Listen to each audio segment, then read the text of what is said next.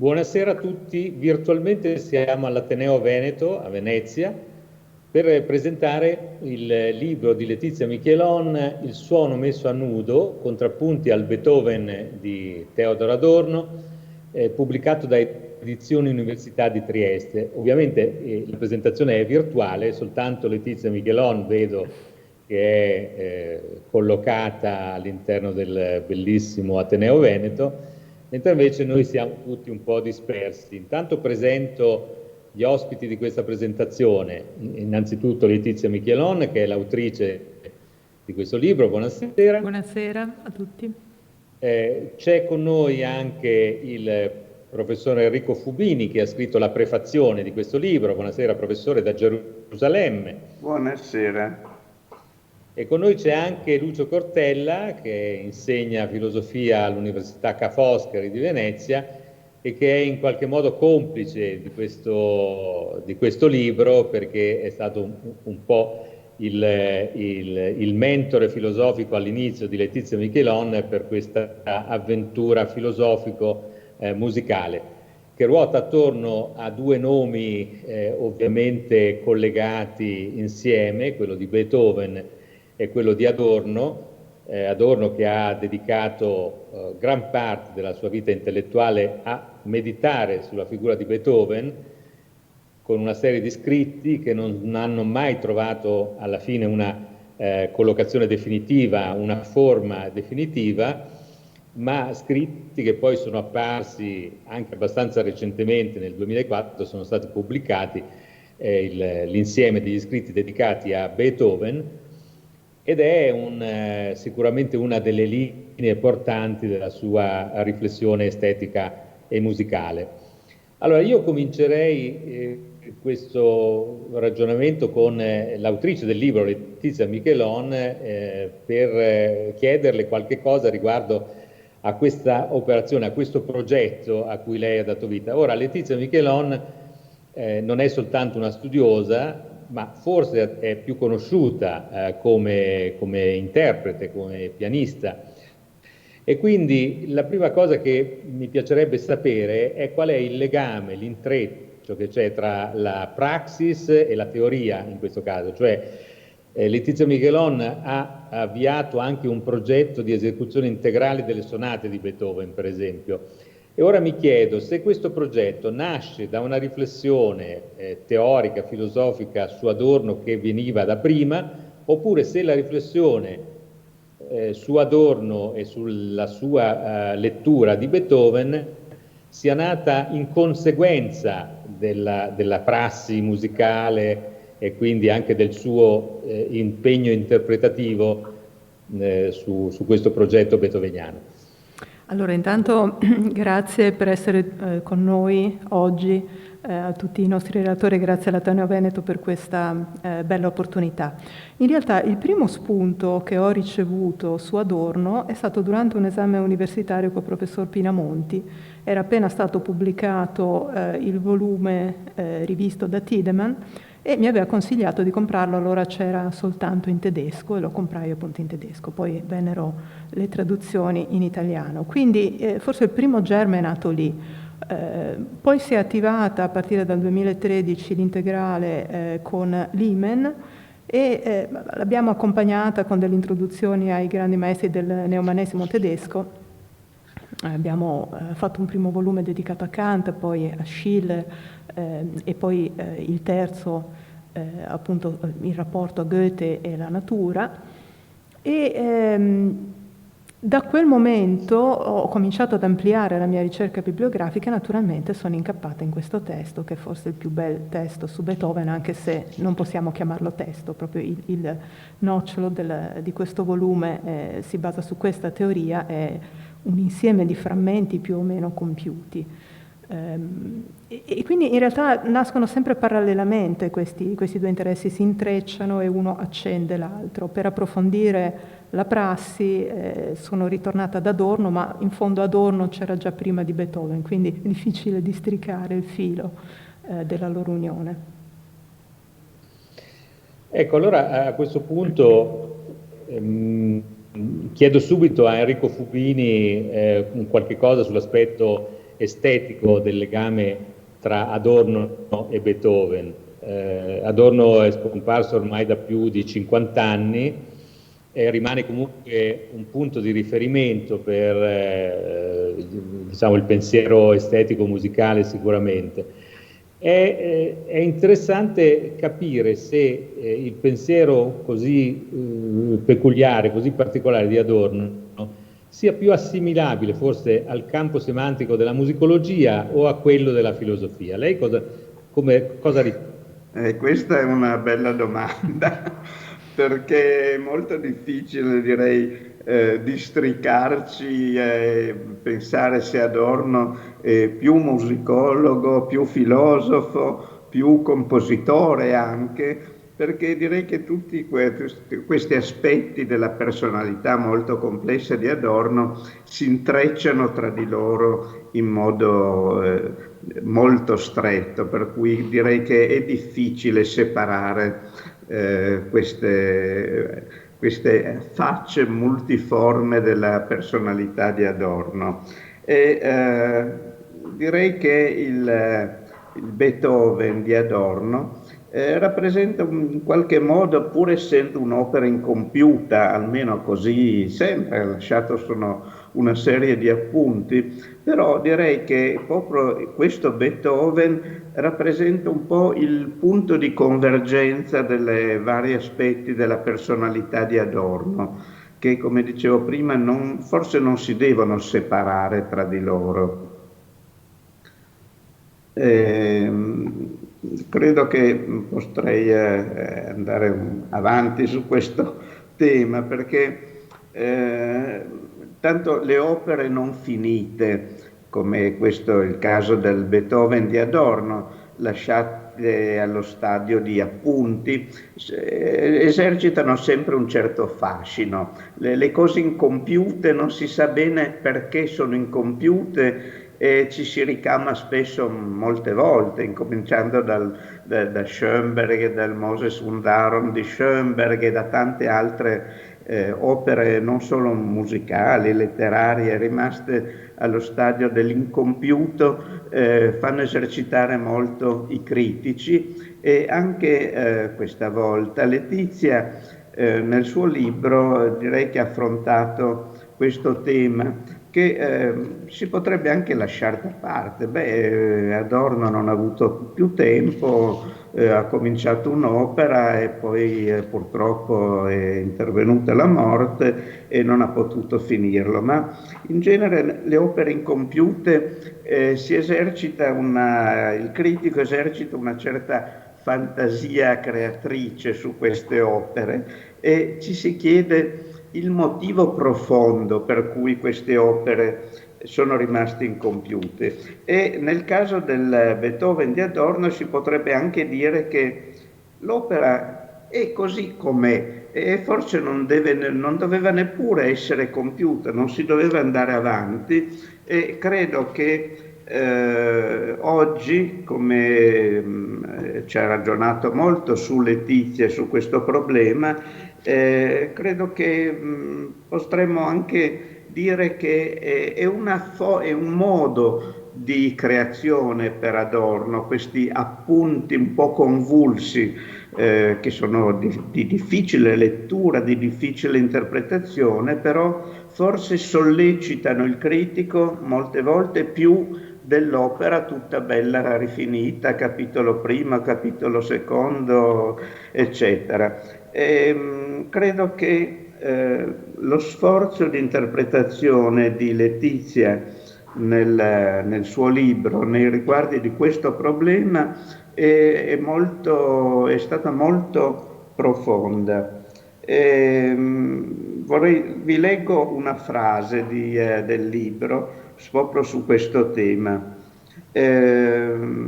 Dice: lo sforzo di interpretazione che ci richiede l'autore, cioè Adorno, è allora in realtà uno sforzo di composizione, e il libro vive di questi molteplici gesti ermeneutici, come accade nel caso di una partitura musicale di cui l'interprete diventa coautore. E qui Letizia si avventura addirittura a pensare a certe vicinanze con modalità artistiche recenti, tipo Boulez o Cage, in cui si lascia all'interprete, e in questo caso al critico, al lettore, una certa libertà interpretativa per determinare l'opera, che può andare in una direzione come in un'altra. Scrive ancora Letizia: ma si potrebbe anche sostenere, ed è questa l'ipotesi per noi più suggestiva, che la luce dell'intuizione adorniana brilli così intensamente proprio perché non espressa, ma solo negativamente evocata. E in questo senso il Beethoven potrebbe essere considerato il capolavoro teoretico del filosofo tedesco, il testo che maggiormente incarna l'utopia di un linguaggio concettuale che apre all'aconcettuale. Forse non c'è nessun enigma. Il diario di Adorno su Beethoven potrebbe essere compiuto proprio in virtù della sua incompiutezza. Grazie. Allora, per chiudere questo primo rapido giro di opinioni, volevo chiedere qualcosa a Lucio Cortella, che tra l'altro ha scritto anche recentemente un libro che è un percorso nella filosofia del contemporaneo, pubblicato dalla Terza, e quindi rivolgerei anche a lei la stessa domanda, però diciamo con una connotazione un po' particolare, nel senso che certamente Adorno è il frutto anche di una linea di pensiero filosofico molto forte del pensiero tedesco dall'Ottocento e poi oltre, ovviamente. Ma la rilevanza che ha il fenomeno musica all'interno diciamo, della sua opera, della sua struttura di pensiero addirittura, non soltanto della sua produzione teorica, è credo abbastanza unico, insomma, nel panorama filosofico. Quindi questo particolare intreccio tra Adorno e la questione musicale, lei come lo spiega, come lo racconterebbe? Allora, è noto che Adorno si forma contemporaneamente come musicista e come filosofo. Finché nella più giovane età, fino ai 20-25 anni, fondamentalmente coltiva parallelamente le due passioni, che sono due passioni fondamentali della sua vita, la filosofia e la musica. In particolare coltiva la musica con l'intento di comporre musica. Come è noto, va anche a lezione da Berg, a Vienna, insomma, poi c'è un bellissimo epistolario tra Adorno e Berg che è stato pubblicato in italiano qualche anno fa, che testimonia in realtà di questa sua intenzione di presentarsi per un certo periodo addirittura prevalentemente come musicista, come compositore, più che come filosofo, più che come musicologo, anche se contemporaneamente in quegli anni si affina la sua capacità musicologica ed è soprattutto come musicologo che viene apprezzato per esempio da Berg, il quale ha, come dire, anche parole, come dire, gentili nei confronti della capacità compositiva di Adorno, ma lì si può capire anche il volto benevolo del maestro, evidentemente, perché è chiaro che poi Adorno a un certo punto abbandonò questa sua velleità di proporsi come musicista, ebbe a un certo punto una crisi compositiva e contemporaneamente questa crisi compositiva si abbinò al raggiungimento della sua abilitazione in filosofia. E quindi a quel punto è chiaro che era segnata la sua carriera come filosofo in qualche misura, poi entrerà, come dire, dentro la cerchia di Horkheimer e farà parte poi negli anni dell'esilio negli Stati Uniti del gruppo della scuola di Francoforte e poi si affermerà ovviamente anche come sociologo in quegli anni. Ma è interessante come la sua prima formazione sia contemporaneamente musicale più che musicologica, musicale e filosofica. Io ho sempre trovato una singolare analogia tra le idee musicali di Adorno, lui sottolinea spesso la libertà compositiva e questa libertà compositiva è da lui rimarcata nel senso di privilegiare la libertà che lui apprende dalla scuola di Berg rispetto alla costrizione dodecafonica dello Schoenberg seriale, diciamo così, e quindi Adorno apprezza la sua opposizione di Berg a Schoenberg, questa cosa sarebbe da studiare, la sua contrapposizione del suo maestro di riferimento, che rimarrà sempre Berg, anche se avrà ovviamente grande rispetto e grande ammirazione anche per Schoenberg, però avviene soprattutto sul tema della libertà compositiva. Ecco, questo tema della libertà compositiva che caratterizza il primo Adorno, l'Adorno musicista, e che caratterizza anche le sue opere musicologiche, nel senso che lui privilegia evidentemente questo aspetto, la si ritrova nel modo di fare filosofia. Cioè Adorno è tutto fuorché il classico pensatore sistematico che enuncia, come dire, il principio primo da cui deriva le conseguenze, eccetera. È un pensatore assolutamente libero, ha una prosa, la prosa adorniana, assolutamente unica, che deriva più che altro da autori che si muovono ai margini della grossa tradizione filosofica tedesca. Uno di questi è certamente Nietzsche, che Adorno studia e conosce molto bene, che è un autore molto importante per la storia della filosofia, ma che non svolge nessun ruolo nella grossa tradizione accademica filosofica tedesca. Come è noto, Nietzsche per qualche anno fu filologo all'Università di Basilea, ma non fu mai filosofo, e quando cominciò a far filosofia venne potentemente ignorato, diventa celebre quando ormai, come dire, ha conosciuto la pazzia, diventa celebre negli anni, alla fine del Novecento, alla fine dell'Ottocento, quando fondamentalmente non è più neanche, come dire, conscio di se stesso. Allora, Nietzsche è un grande riferimento di Adorno. La libertà compositiva, il modo nietzschiano di scrivere lo si ritrova in qualche modo in Adorno. E poi altri autori, certamente Krakauer, certamente Benjamin, certamente Karl Kraus, questa capacità aforistica. Ecco, questo è, secondo me, l'elemento musicale che interviene dentro la prosa adorniana e che gli consente una libertà espositiva che trova poi, anche dal punto di vista, diciamo così, della teoria filosofica, un suo aggancio, perché se c'è un avversario filosofico di Adorno, questa è l'identità concettuale, cioè vede che dentro l'identità concettuale, dentro l'osservazione dei principi logici, del principio di non contraddizione, lui vede un elemento di non verità, e questo gli deriva esattamente da questo elemento di libertà compositiva che apprende esattamente negli anni della sua formazione musicale con Berg. Sì, trovo che sia un'osservazione molto, molto calzante, anche perché in Berg lui vedeva forse la fusione di quel pensiero, appunto, della grande musica tedesca che poi arriva con Schoenberg alle ultime conseguenze, unito e fuso però con la libertà di pensiero estetico musicale di Gustav Mahler. È nella fusione di questi due elementi che lui vede in Berg il possibile futuro, diciamo, per la musica contemporanea, per la musica moderna. Allora, dopo questo primo panorama, questa prima osservazione così a volo d'uccello sul libro di Letizia Micheloni, io tornerei da Letizia per chiederle qualche cosa sulla struttura di questo libro, perché questo libro è pensato in una forma anche molto, molto forte.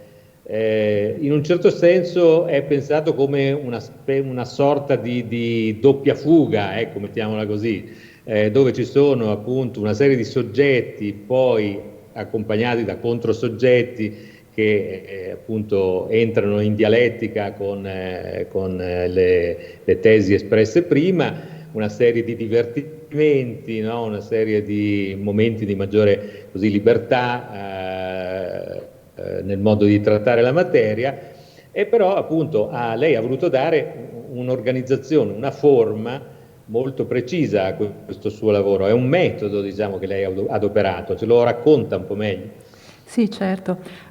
Diciamo che la prima tentazione quando si affronta questo volume è di cercare di restaurarlo, no? Quindi di dargli quel compimento che non è riuscito a dargli l'autore stesso. E questo è il primo errore assolutamente da evitare. A questo punto si ritorna ad ascoltare il testo, si fa silenzio, si mette il testo in prima linea, in prima fila, e a quel punto si incappa in una tale selva di contraddizioni e ci si chiede come riuscire a dare una linea unitaria per esporre i contenuti di questo testo. La soluzione che ho trovato è, per preservare proprio il pensiero dialettico di Adorno, è di mostrare nei soggetti, che sono sempre in coppia generalmente, quali sono le tesi di Adorno su alcuni argomenti, su 4 in particolare argomenti, e quindi come Adorno stesso contraddice se stesso. E poi invece nei controsoggetti, che possono essere 2 ma anche più alle volte, alcune riflessioni a margine, quindi un cercare di portare alla luce altri elementi che magari ad Adorno sono sfuggiti o che magari Adorno ha appena accennato e invece cerco di realizzare. L'idea di quindi usare una sorta di contrappunto nasce dall'intento di preservare l'integrità delle contraddizioni adorniane senza incorrere in quel pericolo dell'identità, no? In quel pericolo di appiattire in un pensiero unico il pensiero di Adorno, ma invece cercare di restituire tutta la complessità proprio polifonica che c'è all'interno del suo testo. E naturalmente anche lo stesso titolo, Il sono messa a nudo, è tratto da uno dei saggi di Adorno contenuti all'interno della raccolta di Tiedemann, dedicato alla grande fuga. Infatti nella copertina del volume si vedrà proprio un manoscritto messo a disposizione dalla biblioteca beethoveniana di Muggia, che anzi ringrazio per tutti i contributi iconografici che ci sono in questo volume. C'è il frontespizio della parte della grande fuga del primo violino. E quindi così questo, che è uno dei capolavori, no, beethoveniani, diventa un po' il pretesto per costruire una forma compositiva e in qualche modo dare anche un omaggio all'Adorno compositore, no? In fondo per Adorno ogni saggio era come un'opera d'arte, ce lo testimonia Horkheimer in una riflessione attorno ad Adorno, cioè lui elaborava ogni saggio, ogni articolo come se fosse quasi un pezzo compositivo, doveva essere un'opera perfetta. E così per rendere anche più elastica, più libera e più plastica l'esposizione ho pensato questa forma. Beh, certo, anche perché poi la fuga è una forma musicale in un certo senso aperta, perché la fuga è una prospettiva che si apre tendenzialmente all'infinito, quindi rimane sempre in qualche modo aperta, è esattamente il contrario di quell'idea chiusa, no, di identità, di pensiero congelato in una struttura rigida.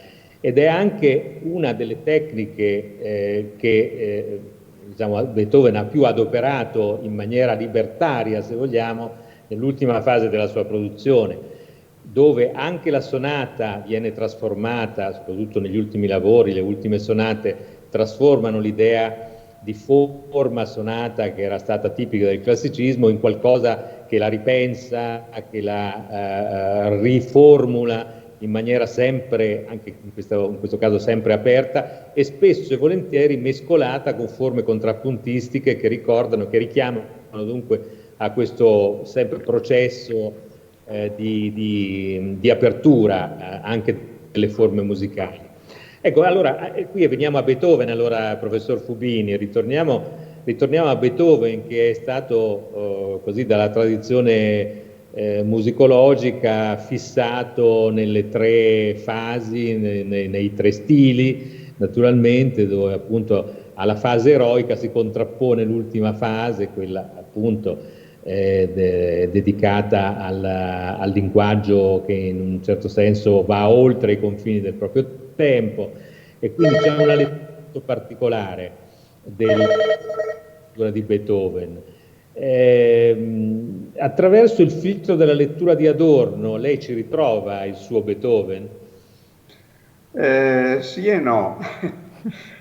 Anche qui vorrei però entrare ancora nel libro di Letizia, perché proprio, soprattutto nella parte centrale del libro si discute di questo problema, e io sarò più di un mese che ho letto questo libro, ma ho continuato a pensarlo e a ripensarlo, perché è un libro estremamente complesso. E vorrei proprio dire qui che finora abbiamo parlato soprattutto di Adorno, ma il libro di Letizia non è un libro su Adorno, è qualcosa di più e di diverso, e lo indica molto bene il titolo, cioè contrappunto. La Letizia contrappunta il suo pensiero, la sua prassi, la sua conoscenza di Beethoven e di tutta la cultura ottocentesca che sta attorno a Beethoven,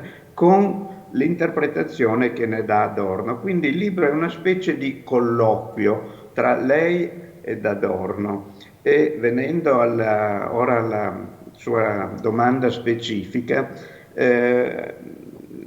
anch'io non mi sono trovato totalmente nel Beethoven di Adorno, e sono con Letizia in questo, perché anche Letizia spesso in questo contrappunto discute con Adorno e mette in forse molte delle affermazioni di Adorno. In particolare direi che una parte centrale del libro, la discussione che emerge sulla Missa Solennis di Beethoven. C'è qui una frase che volevo leggervi. Cercheremo, a proposito della missa proprio, cercheremo cioè di interrogare nuovamente la missa per fare scricchiolare i limiti tecnici dell'analisi di Adorno, ove per aspetto tecnico intendiamo sia la riflessione sul linguaggio musicale, sia l'approfondimento del rapporto tra musica e testo. È proprio dalla discussione sulla missa che anch'io mi sono posto questo problema, cioè fino a che punto Adorno interpreta e capisce, si medesima nel cosiddetto terzo stile di Beethoven. Qui devo dire che Letizia Michelon ha messo molto bene in risalto che l'interpretazione di Adorno, del Beethoven di Adorno, proprio su questo punto, cioè sul terzo stile, presenta degli elementi che difficilmente oggi possiamo aderire in toto a questa interpretazione di Adorno. Forse Adorno è rimasto, possiamo dire, in parte legato all'idea dello sviluppo, che non ritrova più Adorno, non ritrova più questo concetto di sviluppo che gli è molto caro, non lo ritrova più nella Missa Solennis, perché forse non ha capito, è un'opera che non era congeniale ad Adorno, che ne fa una specie proprio di stroncatura. Perché? Perché manca quel concetto di sviluppo, secondo Adorno, che dovrebbe presiedere ad ogni opera musicale. Concetto di sviluppo che è tipico proprio poi della scuola di Vienna, dell'Ottocento. Adorno in qualche modo parla di questa monumentalità della missa in senso negativo, monumentalità che diventa poi sinonimo di qualcosa che sta fermo, che non riesce a progredire. Probabilmente qui Adorno non ha capito anche il senso religioso profondo che c'è nella missa, non gli era congeniale. Direi che questo è proprio, ritornando alla sua domanda, l'elemento che io condivido molto del libro di Letizia. Lo condivido molto e condivido molto la sua critica ad Adorno. Grazie professor Fumini. Devo dire che questa immagine del dialogo con Adorno, a proposito appunto della struttura che ha dato Letizia Michelon al suo libro, mi piace molto, trovo che sia molto calzante, perché in effetti questo libro è un continuo dialogo con il pensiero appunto di un grande del Novecento, evidentemente, che non si vuole mettere in discussione, non si vuole come dire, scalzare dal piedistallo, ma con il quale è necessario confrontarsi sempre all'interno di una prospettiva via via nuova, diversa e adatta al proprio tempo, evidentemente. Però ritornerei ancora sulla visione di Adorno di Beethoven con Lucio Cortella, perché Adorno definisce in maniera molto, come dire, molto lampante, molto chiara, che Beethoven è l'equivalente di Hegel nel pensiero del primo Ottocento, cioè lui pone questa coppia di figure accanto e le paragona. Allora il paragone tra Hegel e Beethoven è un paragone lecito, possibile, come va letto, come va inteso all'interno del pensiero di Adorno.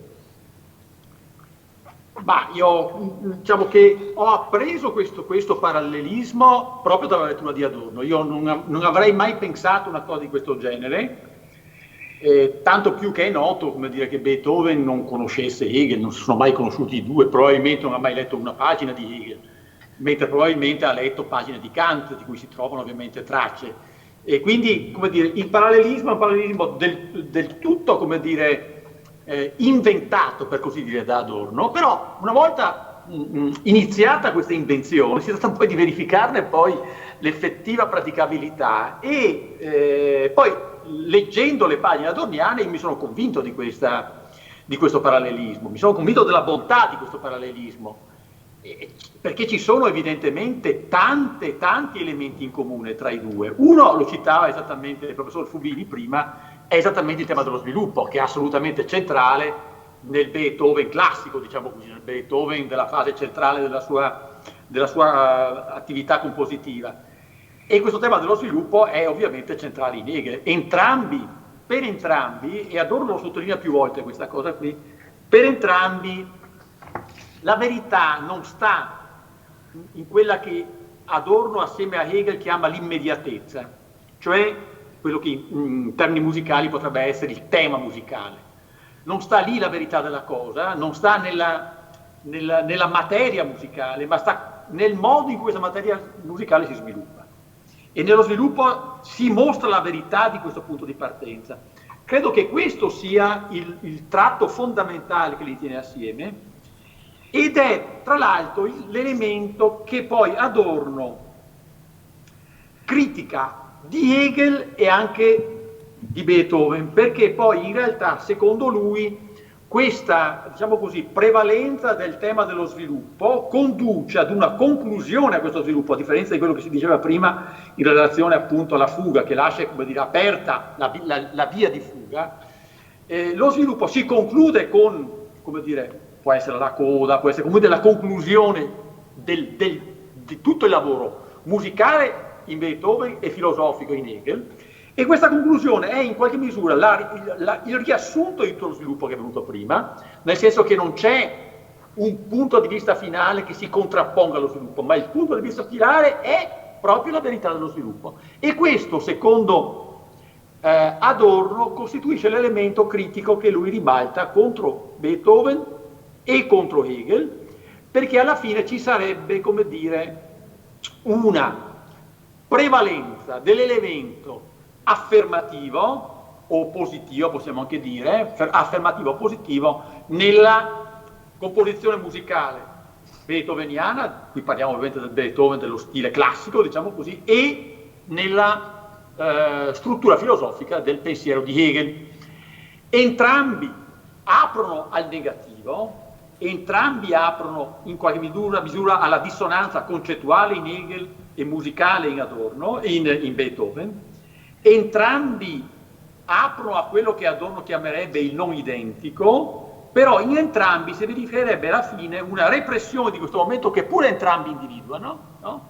E che consiste esattamente nella riaffermazione del positivo, o anche, Adorno dice in altro modo, si affermerebbe in entrambi nella riaffermazione della totalità sul particolare. Cioè questo è un grande tema adorniano, che è presente in tutte le opere, in particolare in Minima Moralia, che è forse la sua opera più celebre, il cui tema è esattamente la salvezza dell'individuale. Dice il grande problema della società contemporanea è il fatto che l'individuo è stato represso e quindi lui intende quella singolare filosofia morale da lui delineata nei Minima Moralia, la intende come con lo scopo di salvare l'individuo.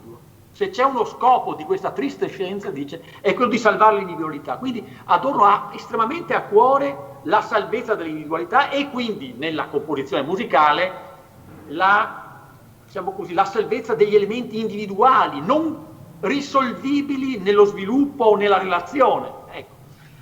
E questo è l'elemento critico che lui vede e in Hegel e in Adorno. Allora, qui sarebbe interessante, ma questa cosa qui sarebbe interessante sentirla dire anche da Letizia, che ci ha lavorato direttamente su questo tema in Beethoven, no? Perché a questo punto forse il parallelismo non tiene completamente. Ecco, questa sarebbe una cosa che mi interesserebbe sentire da lei, mi interesserebbe sentire da lei, perché mentre in Hegel la cosa in qualche modo funziona, forse non funziona così in Beethoven, cioè che ci sia, come dire, un privilegio della totalità sull'individuale. In Hegel le cose stanno alla fine abbastanza così, nonostante tutte le difese che si possono fare del pensiero hegeliano su questo punto, sull'importanza che Hegel assegna all'individualità, ma insomma qui il discorso diventerebbe complicato. Probabilmente in Beethoven la cosa non sta così e in qualche misura nel libro lei lo dice, cioè lei esattamente la difesa che lei fa del Beethoven, del suo Beethoven rispetto al Beethoven adorniano è questa, cioè non ci sarebbe in Beethoven questo K della totalità sull'individuale, questa repressione del movimento non identico, eccetera, eccetera. Allora questo sarebbe interessante sentirlo dire da lei, quindi io qui mi fermo. Vabbè, quindi la domanda è già stata fatta. Posso aggiungere una piccola cosa solo, un piccolo commento. Secondo me, ho sempre sostenuto anch'io che Beethoven, per quanto uno possa avvicinare un musicista, un filosofo, Beethoven è più vicino a Hegel che non a Kant, come sosteneva, non so, Luigi Magnani a suo tempo. Però credo che questa vicinanza, questa congenialità metaforica tra la musica di Beethoven e Hegel regge bene per il Beethoven centrale. Viene messa in crisi invece proprio dal terzo stile di Beethoven, viene messa in crisi proprio la vicinanza a Hegel e qui bisognerebbe fare un complesso discorso che è quello che fa proprio Letizia nell'ultima parte del suo libro. Scusate la mia inserzione. No, per niente, anzi è stata molto utile, anche perché adesso appunto con Letizia entriamo dentro questo campo minato. Allora, il discorso della liberazione dell'individuo rispetto alla totalità di cui parlava prima Cortella, in Beethoven diciamo, ha almeno 3 declinazioni, se vogliamo.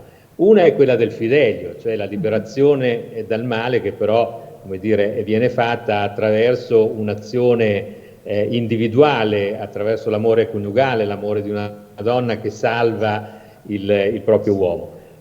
Una è la liberazione dell'umanità nel finale della nona di Beethoven, attraverso il testo schilleriano, no? I milioni che si abbracciano, e l'altro è la liberazione dal male attraverso il trascendente, cioè la Missa Solemnis. E quindi abbiamo perlomeno 3 forme in Beethoven differenti di questo processo di liberazione. E allora come la mettiamo con Adorno? Allora, intanto vi ringrazio, sono molti spunti, spero di riuscire a rispondere a tutti. Volevo riprendere un attimo il problema dello sviluppo che aveva accennato il professor Fubini e anche il professor Cortella. Non è che nella messa solenne non esista lo sviluppo come anche lo intendeva Adorno, come lo intendeva la prima e la seconda scuola di Vienna. Diciamo che la mia teoria è che nella missa si amplia questo concetto di sviluppo che viene ad abbracciare una molteplicità di declinazioni, tra cui c'è anche quella a cui Adorno è abituato, ma non è la prevalente. E il fatto che possa essere considerata, come lo stesso autore la considerava, forse una delle summe dell'arte compositiva beethoveniana, risiede proprio in questa capacità di sintesi tra diversi stili. Riguardo al problema del rapporto tra particolare e tutto, anche in questo caso secondo me la soluzione in Beethoven sta nella sintesi, cioè non esiste un privilegio del tutto, come vorrebbe Adorno, sul particolare, né un privilegio del particolare sul tutto, ma è la sua grande capacità di riuscire a inserire il particolare nel tutto, cioè la relazione come fonte di valorizzazione dell'individuale, no? Anzi, quel famoso camminare insieme, questa è stata una frase di Hegel che veramente è stata illuminante per me quando seguivo le lezioni del professor Cortella, del cui lavoro ringrazio anche oggi perché è stato veramente fecondo. Quando Hegel parla del camminare insieme degli elementi contrapposti, quando due elementi sono tra loro contrapposti, non è importante che uno prevarichi sull'altro, non è così che vince veramente, ma il fatto che camminino parallelamente e si preservino le loro diversità, questa è una garanzia di autentica crescita, di autentico rispetto dell'altro e di autentica uscita da quel pensiero identificante che tanto Adorno aborriva. Quindi nel caso del rapporto tra parte e tutto, secondo me la soluzione che Beethoven ci offre e che è estremamente attuale anche oggi è proprio quello di pensare la relazione degli elementi tra di loro non come una forma di oppressione dell'individuo, ma come una forma di valorizzazione dell'individuo. Io posso essere me stesso proprio perché c'è qualcuno di diverso rispetto a me, che valorizza anche la mia stessa diversità. E qui si aprono anche delle declinazioni non solo filosofiche o musicologiche, ma anche, se vogliamo, sociologiche.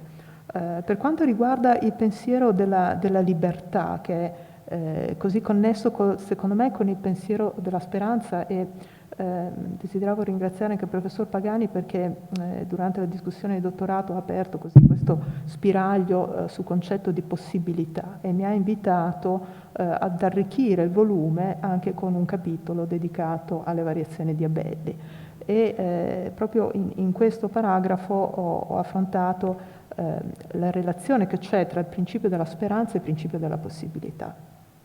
Ecco, secondo me la libertà è connessa a questi concetti, ci sentiamo veramente liberi nel momento in cui ci riusciamo ad inventare e a pensare diversamente da come siamo. Questa è un'affermazione dello stesso Adorno.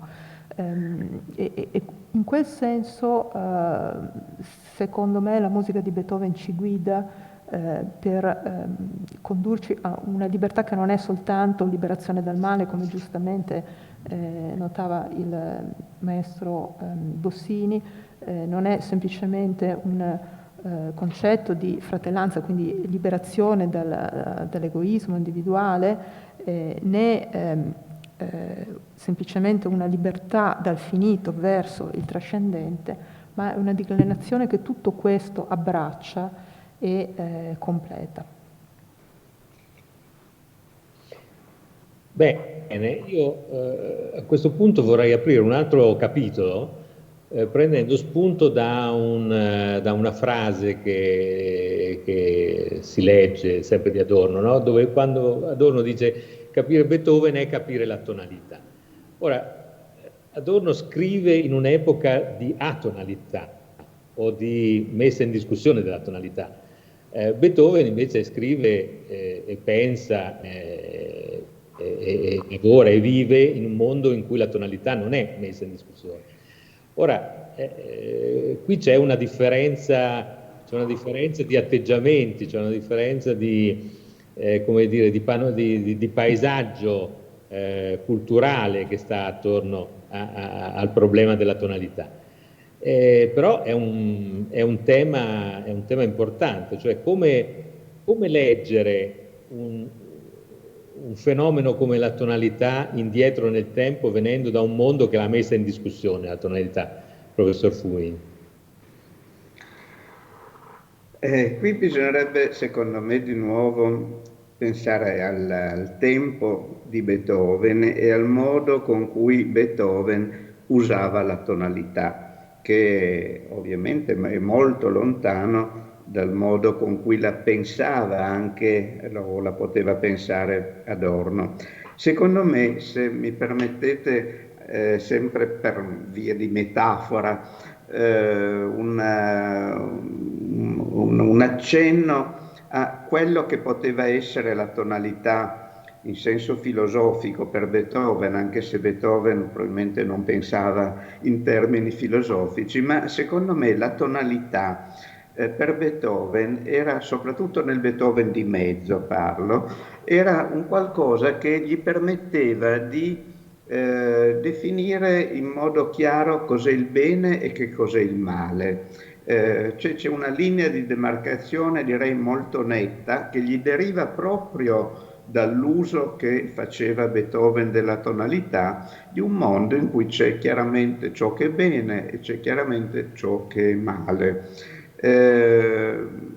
La differenza fondamentale, sempre in senso filosofico, metaforico, rispetto all'ultimo Beethoven, al Beethoven del tardo stile beethoveniano, è che secondo me la tonalità che usa pur Beethoven anche nel terzo stile è usata in un modo diverso, è un modo che sempre in termini filosofici potremmo dire che non definisce più il mondo chiaramente tra bene e male, è un mondo molto più sfumato dove direi che così i due capisaldi del bene e del male si mescolano, come in effetti nel mondo si mescolano, non c'è il bene e il male, ma ci sono tante sfumature dall'una all'altra e secondo me il tardo stile di Beethoven, alludo penso sempre soprattutto agli ultimi quartetti,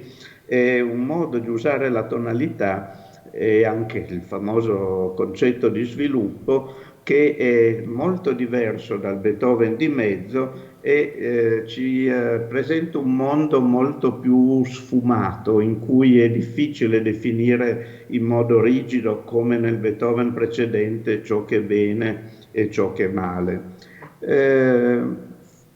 Ma tornando ad Adorno, in cui vive in un momento in cui c'è questa rivoluzione radicale, completa, per cui la tonalità viene rigettata, non so se è esatto dire questo, viene modificata, viene reinterpretata, per cui la dodecafonia ci presenta un altro mondo in cui le categorie beethoveniane di bene e di male certamente non si dissolvono, non esistono più, però credo che il mondo filosofico e musicologico di Adorno non sempre è adatto a capire e interpretare tutto l'arco di sviluppo di Beethoven.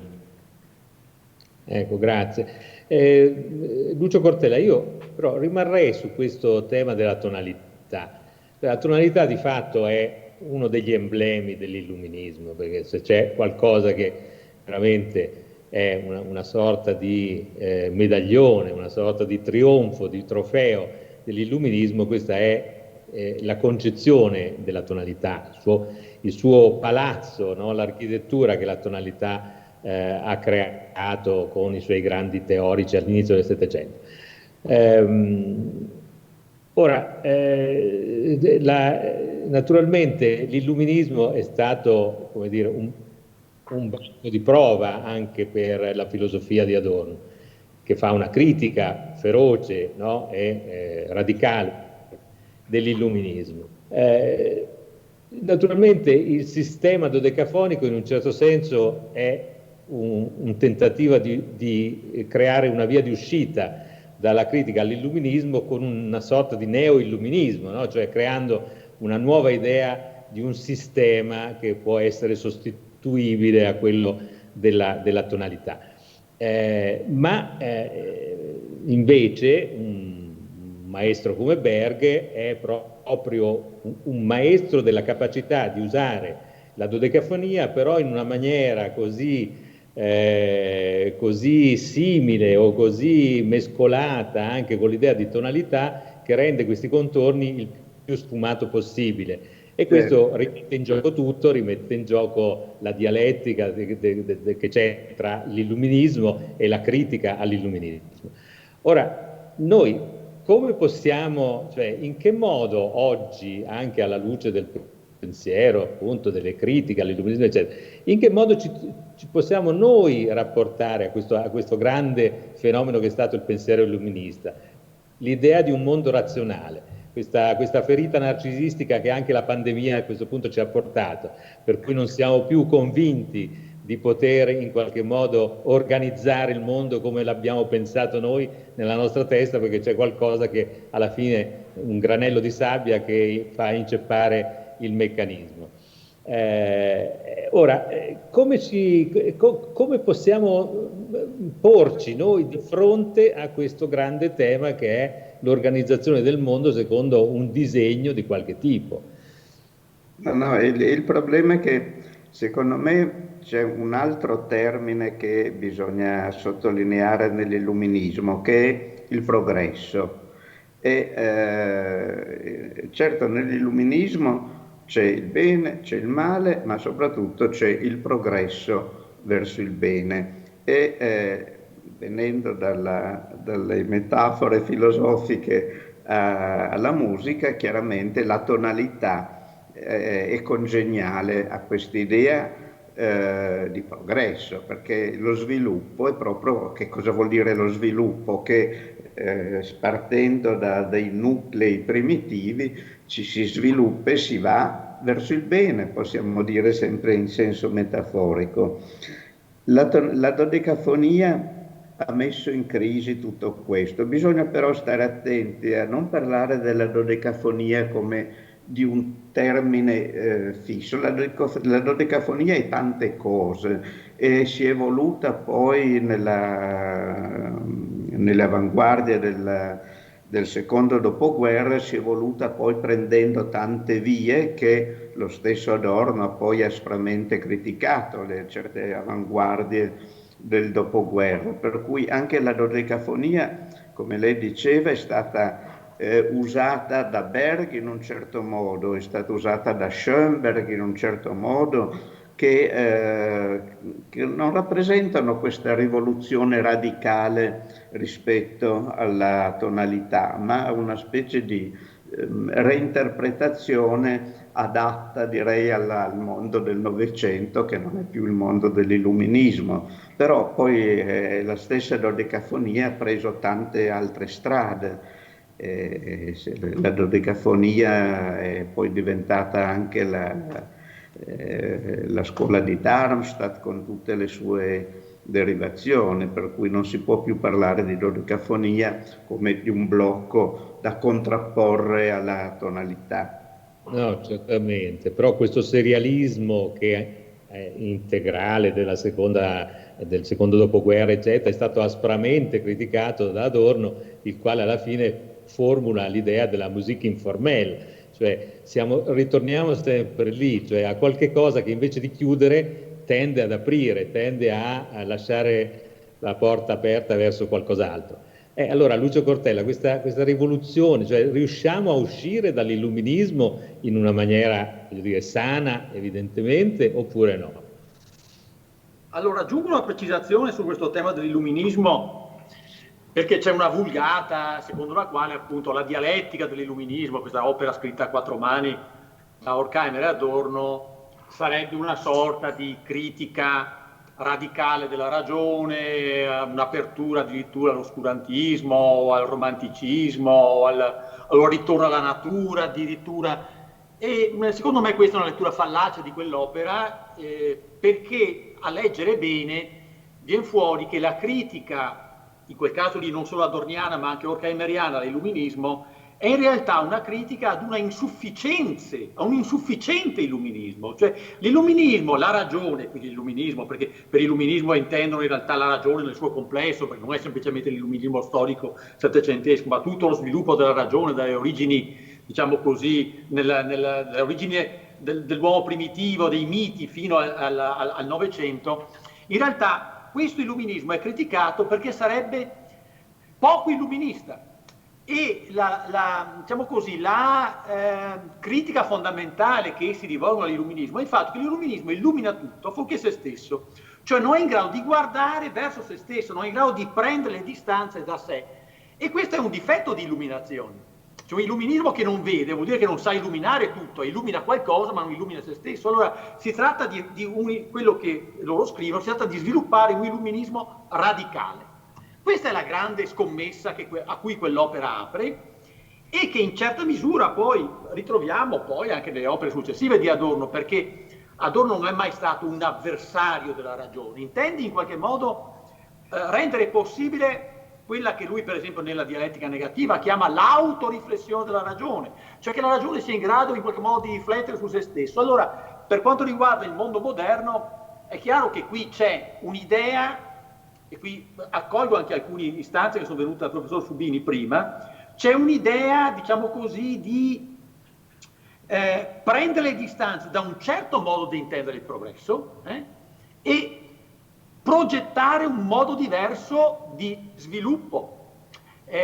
Diciamo che l'avversario di Adorno è soprattutto, diciamo così, la nozione weberiana del processo di razionalizzazione, dove razionalizzazione significa appunto prevalenza della tecnica, prevalenza della matematica, la matematizzazione della natura, la perdita delle qualità, cioè è quello il punto che fondamentalmente Adorno e Horkheimer criticano, e quindi l'idea di sviluppare un diverso, differente processo di razionalizzazione che non sia irrazionale, ma sia una diversa razionalità. Credo che questo sia un po' il lascito filosofico di Adorno, che trova il suo corrispettivo esattamente nella musica. Perché esattamente quel tema di cui discutevamo prima è esattamente questo, cioè l'idea di una musica che non si fossilizzi, no? Adorno vede con piacere la rivoluzione schoenbergiana, ma poi vede il pericolo del suo fossilizzarsi, del suo sclerotizzarsi, e quindi di aprirla nuovamente. E questo è esattamente quello che Adorno intende con